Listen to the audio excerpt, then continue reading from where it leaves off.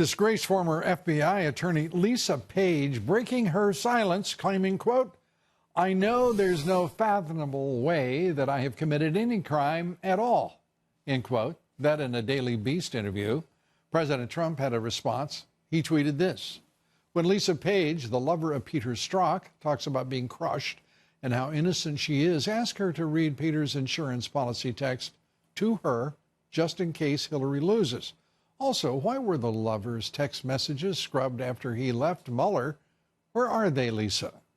Well, joining us tonight, Heritage Foundation Senior Legal Fellow, former Department of Justice Attorney, Hans Von Spakovsky.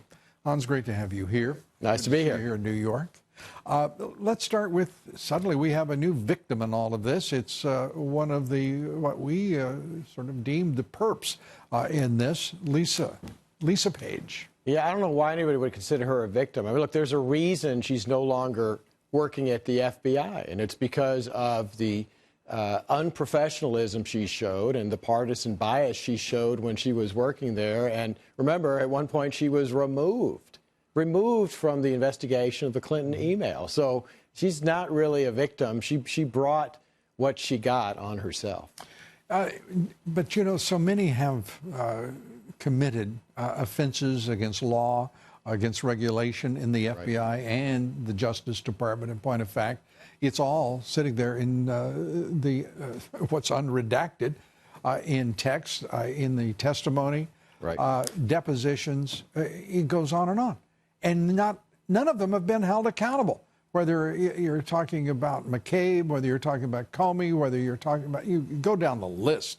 To me, it is just mind-boggling to consider that these people are going to go free, as it now appears they are, of any responsibility for their heinous actions against this president and the United States government. Well, I have to agree with that. I mean, look, yes, some of them have lost their jobs, but the unprofessionalism that was shown by these folks and potentially unethical behavior and potentially unlawful behavior has destroyed the reputation of the FBI to the point where people don't trust it anymore to do an objective investigation. And I don't think Chris Wray has done a very good job of trying to police that. And I do think there ought to be serious consideration given to possible criminal prosecutions if there's evidence for that there. That's the only way the FBI can restore its reputation.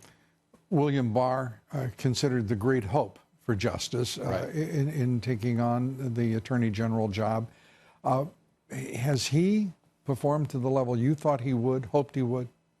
Well, yes, because remember, in addition to the IG doing an investigation, for example, of the whole start of this investigation of what turned out to be a hoax, the Russian collusion claim.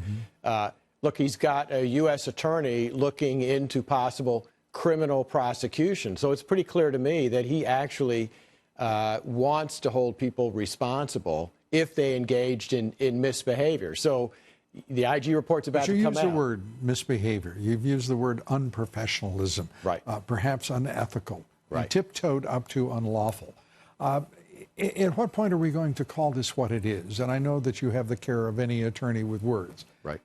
But the fact of the matter is, we have watched absolutely atrocious conduct engaged against the President of the United States. We have written records. We have their messages, their memoranda. By the way, where the heck are the scope memos? Can you tell me? 3 of them written. Where are they? Yeah, I don't know why that hasn't been released yet. It just underlies the entire attempt to overthrow this president through a special counsel that was a contrivance in itself, that act to try to create a special counsel. And the American people still don't have it, and no one mentions it, no one talks about it. What are we doing here? How can we ever have confidence in this government or this Justice Department or this FBI again when everyone is so, so forgetful about what really does matter here? And that's who is guilty against this affront to the Constitution. Well, look, I agree with that assessment. And like I said, I'm hopeful that the U.S. Attorney, John Durham, who's looking into this, and remember, we now know through various reports that it's turned into a criminal investigation. And if he finds actually criminal wrongdoing on top of unprofessional behavior, then hopefully the Justice Department will prosecute the government employees who were involved in this. That's the only way to make sure this doesn't happen again. A year-long, almost a year-long investigation of this president by the FBI. Right. Including months before he was elected. 2 years, almost, of investigation by the special counsel. Now this drivel by Nancy Pelosi and the radical Dems, Adam Schiff and Gerald Nadler and the bunch. This is a disgusting assault on the presidency and on our way of life. And yet here we are over 3 years later, and we don't have a, our first hope was the Inspector General. And then our second hope was Attorney General Barr. Now our hope is John Durham. Right. We have deferred hopes, we have regenerative hopes, we have dashed hopes. Where do we go from here? Well, look, the situation, I think, is very bad in Washington because Democrats are now trying to use the impeachment process improperly. They're abusing it, not because the president has committed any offenses, but because they're trying to remove a president they don't like personally, whose policies they don't like. And if they take the hell with the little darlings. I know that, but if they take that step, that is a threat to the stability of our government today and in the future. So four legal scholars are going to show up for Gerald Nadler's farce. And do you think a single one of them will have the guts to say that this is an affront to the Constitution? It is an absolutely sordid, disgusting atrocity against the American way, and all of you be damned, it's illegitimate, and it is not going to stand.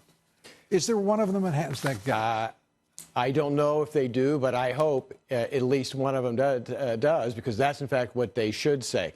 However much you may not like this president or his policies, it's very clear from the evidence or lack of evidence that was produced during the 2 weeks of hearings that they have not provided any kind of impeachable offense and no serious wrongdoing by the president. And that's what they ought to say.